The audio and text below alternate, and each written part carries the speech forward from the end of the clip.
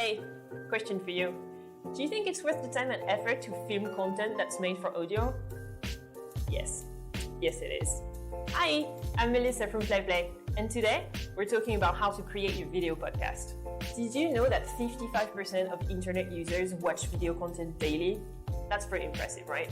Well, this also means that converting your podcast into a video has many business opportunities.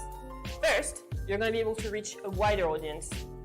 Second, you're just going to be able to post everything on social media. And of course, meet the human behind the brand and build a stronger connection with your audience. But how do you create a podcast that people will watch?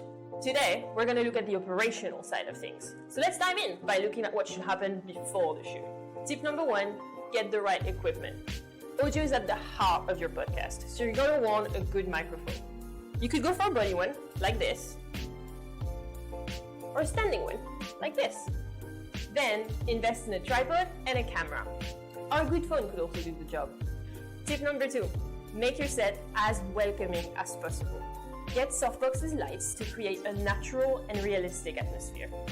Then, make your environment personal by adding some nice elements, like my desk here. You could even invest in a green screen and open an entirely new universe. And wait, just remember to do some testing before the recording day. By the way, if you go for a remote interview, the drill's pretty similar. Just make sure to reach out to your guest and make sure they have a proper setup before the recording. And now, time to film. Action. Tip number three, when you record, keep the microphone and camera rolling. Don't bother turning them off and on. You'll just be able to edit everything out later. And now, that's a wrap.